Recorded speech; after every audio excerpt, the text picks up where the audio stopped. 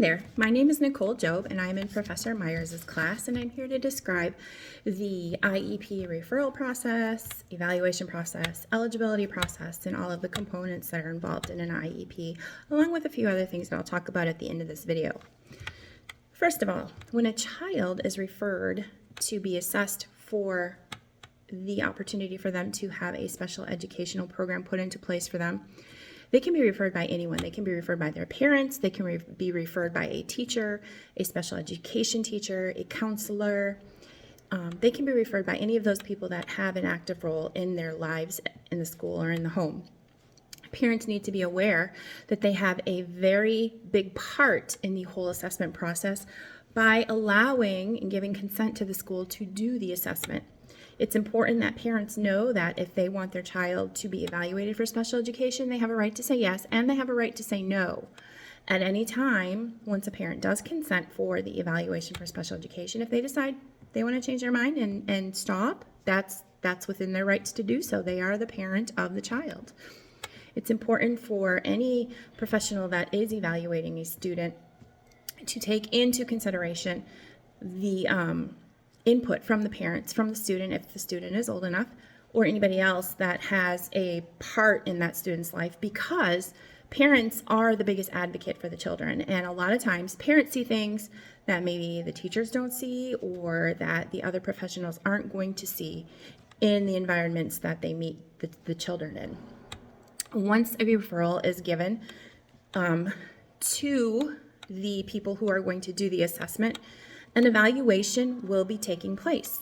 Now, this evaluation will include tests for hearing, for vision, for behavioral and social disorders, things that maybe could come out in the general intelligence area of the test. They're going to look at the academic performance of the student, the communication skills of the student, and the motor skills of the student. They're going to test everything. It's not just one test. It's a lot of tests just to see if there is one area that the child is struggling in, or if there are multiple areas that the child is struggling in. Because in the end, we want to make sure that this child has the best possible outcome of education available to them. And in order to do that, we have to make sure that we are covering all of the areas that they need that extra help in. Now, once it has been determined that your child is eligible for special education services, there is going to be a meeting. And this meeting is going to include all of the people that will need to be on your child's educational team. Now, this child needs to fall under one of the categories that are described in the IDEA law for special education. This could be a visual impairment, a hearing impairment, a specific learning disability, autism, blindness, a behavioral issue.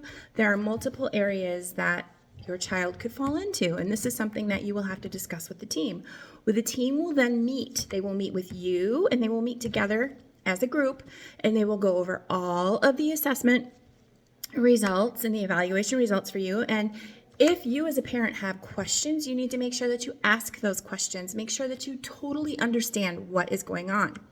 Now, if you do not agree with the assessment results, the evaluation results, you have a right to go out and get your own independent evaluation done at free of charge to you. If you do not feel that your child needs to have special educational services after you hear the assessment results, you have every right to say no, thank you. It is within your right to say that. However, if you do decide that special education is what your child needs, then there will be a meeting to develop an IEP, which is an individualized educational program for your child. Now, that would entail a general education teacher, a special education teacher, and any specialists that need to come in for your child. So for example, if your child if he's lacking in reading, you would have a reading specialist. If your child is having behavioral issues, you would have a behavioral specialist. It would really all depend on what your child was being diagnosed with.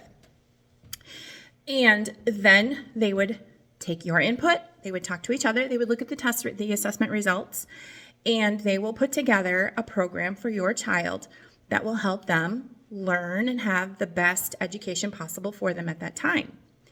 This IEP will be recorded, it will be written down, it will have on it the current academic of your child, it will have on it the goals set for your child, and then it will have on it whether or not your child has met or exceeded or has not yet met these goals. Also, an IEP also needs to have any relevant services that a student may need, whether it's speech and language pathology or counseling services or physical therapy, something like that, that all needs to be on there. Anytime an IEP is to change, parents need to be informed. Parents will be they will be informed by a written notice saying that they need to have a meeting, things need to change, things aren't working, things need to be modified, and that something has to happen. Now, if parents feel that they need to have a meeting, they can do the same thing. They can request a meeting, but whatever is changed on that IEP, the parents will be notified. It is very important.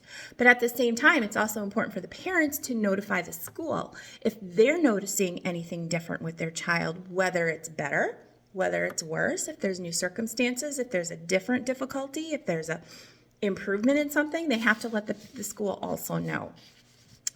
Now, your child will be assessed frequently.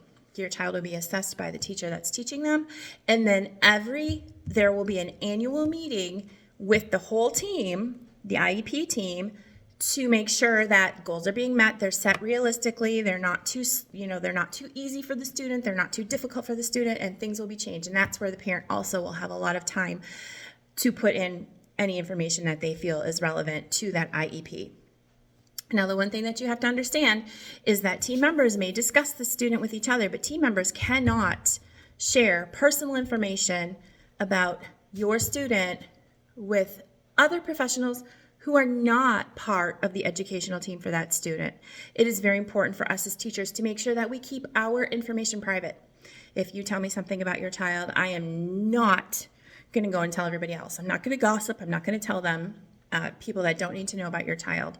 Now, I will seek help if I need help, but that does not mean that it's information I'm giving away to everybody else. So it is important that you understand that as a parent. Anytime that we need to talk to you, the school needs to talk to you, a specialist for your child needs to talk to you, we will definitely reach out, and we feel that you need to do the same. So if you have any questions, please let us know, and I appreciate the time that you've given to me. Thank you.